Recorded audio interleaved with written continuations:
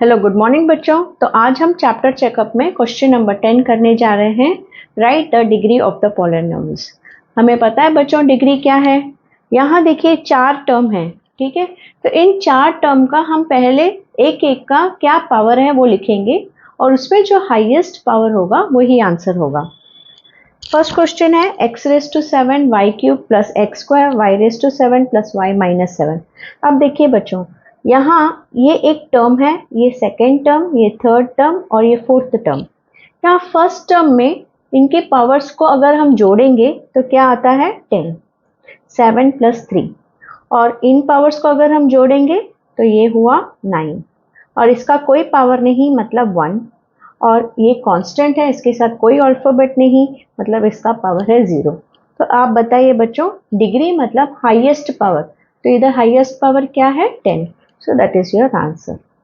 इस सम में 3 टर्म्स है और इसका पावर है 7 और कोई अल्फाबेट नहीं, तो 7 है इसका पावर 8 है, इसके साथ भी कोई और अल्फाबेट नहीं और इसका पावर है 3। तो हाईएस्ट पावर क्या है बच्चों इस पॉलिनोमियल का 8। सो दिस इज योर आंसर। अब इस क्वेश्चन में कहा गया है डिसेंडिंग ऑर्डर में लिखिए।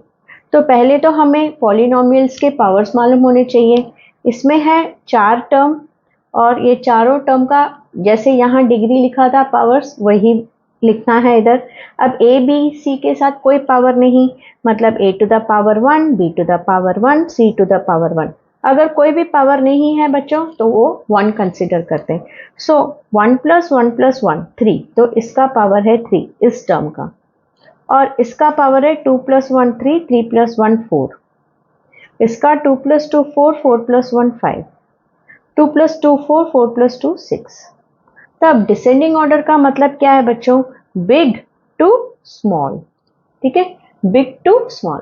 तो सबसे पावर बड़ा किसका है, इसका, तो ये पहले आएगा 5a square b square c square. 6 के बाद है 5, तो इस टर्म को लिखना है साइन के साथ minus 4a square b square c। इधर हम 1 नहीं लिखेंगे क्योंकि ये सिर्फ समझने के लिए था। इसके बाद पावर है 4, तो मतलब ये टर्म आएगा और लास्ट में ये टर्म। बस इसे ही कहते हैं हम डिसेंडिंग ऑर्डर ऑफ पॉलिनोमियल्स। इसी तरह से पहले ये जान लेते हैं इस सम के पावर्स क्या हैं।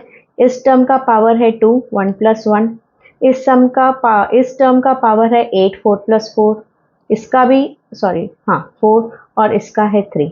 तो अभी बताइए बच्चों कौन सा फर्स्ट आएगा, सबसे हाईएस्ट पावर है इसका, तो 2/7 a raise to 4 b raise to 4। 8 के बाद है 4 minus 3/7 a square b square, फिर है ये 4/9 abc और लास्ट में आएगा ये, इसके आगे कोई साइन नहीं मतलब plus. So this is your descending order, ठीक है। अब देखिए बच्चों क्वेश्चन नंबर 12 कह रहा है फाइंड द वैल्यू। हमें ये अलजेब्रिक एक्सप्रेशन दिया है और p और q का वैल्यू भी दिया है, बस हमें इस वैल्यू को इसमें पुट करना है। p की जगह 40, q की जगह 20 और ये ब्रैकेट में है, तो जो ब्रैकेट में पहले है उसे सॉल्व करना है राउंड ब्रैकेट्स को। सो हमारा आंसर होगा 28। B question m minus n plus m plus 8 where m is equal to 20 and n is equal to 8। So m minus n, m की जगह 20, n की जगह 8, फिर m की जगह 20, फिर n की जगह 8। सो 20 माइनस 8 क्या हुआ बच्चों 12, और 20 प्लस 8 क्या हुआ 28। तो जो ब्रैकेट्स में थे वो हमने सॉल्व कर लिया, तो अब इन दोनों को ऐड करेंगे तो हमारा आंसर आएगा 40। अब ये क्वेश्चन है c 3x square minus 5x plus 3। 3x square का मतलब क्या हुआ बच्चों 3 इंटू x, तो मैंने ये ब्रैकेट में डाल दिया क्योंकि ये एक टर्म है, तो पहले इस टर्म को सॉल्व करेंगे, फिर ये एक टर्म है तो इसे सॉल्व करेंगे, फिर लास्ट में ये। तो यहाँ x की वैल्यू क्या पुट करनी है हमें 2। सो जहाँ जहाँ x है वहाँ वहाँ आप 2 पुट कीजिए, ठीक है। सो 3 2 ज़ा 6, 6 2 ज़ा 12, सो राउंड ब्रैकेट्स ओपन हो गए, प्लस 5 2 ज़ा 10 प्लस 3। अब 12 माइनस 10 क्या है बच्चों 2, 2 plus 3 5। So this is your answer. अब ये क्वेश्चन देखिए बच्चों 7x square plus 3xy plus y square. So ये एक टर्म है तो इसे मैंने ब्रैकेट में डाल दिया, ये सेकेंड टर्म इसे भी ब्रैकेट में डाला और ये थर्ड टर्म इसे भी ब्रैकेट में डाला। अब यहाँ x की वैल्यू 4 है तो हमें बस जहां जहां x है वहां वहां 4 और जहां y है वहां 3। ओके, अब देखिए बच्चों 7 4 jar 28, 28 4 jar 112 plus 3 3 jar 9, 9 4 jar 36 plus 3 3 jar 9, सो 112 मतलब जो ब्रैकेट्स में है पहले उसे ही सॉल्व करना है बच्चों। ठीक है, ये +4 +3 नहीं करना है, ये ब्रैकेट था तो इससे सॉल्व करके ये आंसर मिला, ये ब्रैकेट में जो था इसे सॉल्व करके ये मिला है और इस ब्रैकेट को सॉल्व करके ये मिला है। तो अगर हम सबको ऐड करेंगे तो हमारा आंसर आएगा 157। अब इस सम में देखिए बच्चों 3, ये एक टर्म है 3x रेज टू 4, मतलब 3 और x के बीच में कोई साइन नहीं, मतलब मल्टीप्लीकेशन। सो 3 into x into x into x into x, ये इसका मतलब है। फिर माइनस की जगह माइनस, फिर 2 की जगह पे 2, फिर x स्क्वायर मतलब x इंटू एक्स, फिर प्लस साइन, फिर 5 इंटू एक्स, फिर -6। अब x की वैल्यू क्या है 1, तो जहां जहां x है वहां वहां आप क्या करोगे 1 लिखोगे। अब ब्रैकेट के अंदर जो सॉल्व करना है 1 को कितनी बार भी मल्टीप्लाई करेंगे तो 1 ही आएगा। सो 3 इंटू 1 3, -2 इंटू 1 2, प्लस 5 इंटू 1 5, -6। सो 3 - 2 क्या है बच्चों 1, 1 + 5 क्या है 6, 6 - 6 क्या आएगा 0। अब यहाँ देखिए x⁵ मतलब x को 5 बार मल्टीप्लाई करना है, फिर माइनस का साइन, x⁴ मतलब x को 4 बार मल्टीप्लाई, प्लस फिर x³ को x को 3 बार मल्टीप्लिकेशन, फिर माइनस x² को x को 2 बार, फिर +1। अब जहां जहां x है वहां वहां हम 2 लिखेंगे।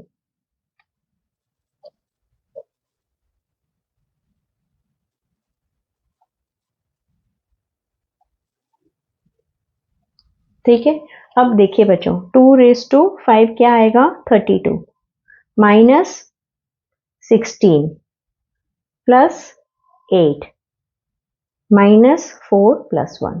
ठीक है, 2 2 जार 4, 4 2 जार 8, 8 2 जार 16, 16 2 जार 32, फिर माइनस 2 2 जार 4, 4 2 जार 8, 8 2 जार 16, फिर प्लस 2 2 जार 4, 4 2 जार 8, फिर माइनस 2 2 जार 4, फिर ये प्लस। अब 32 - 16 क्या है बच्चों, 32 - 16 इज 16, फिर 16 + 8 क्या है 24, 24 - 14 इज 20, 20 + 1 21, सो आंसर 21। अगर आपको ऐसे नहीं आ रहा है तो आप ऐसे भी कर सकते हो, 32 - 16 इज 16, फिर 16 + 8 is 24, 24 - 4 is 20, plus 1 is 21। Your answer is 21। बच्चों अब देखिए मैं यहीं का यहीं स्प्लिट करके बताती हूँ और एक मेथड, x² है तो x² into y² plus xy मतलब x इंटू वाई प्लस 1। तो अभी x की जगह मैं क्या लिख सकती हूँ 3² इंटू वाई की जगह क्या लिखूंगी 2, फिर ये 2², क्योंकि x तो 3 है लेकिन ये स्क्वायर आएगा इधर, y 2 है लेकिन ये स्क्वायर इधर आएगा, plus x into y plus 1। अभी 3² क्या हुआ बच्चों 3 इंटू 3 9, 2² क्या हुआ 2 2 ज़ा 4 प्लस 3 इंटू 2 प्लस 1।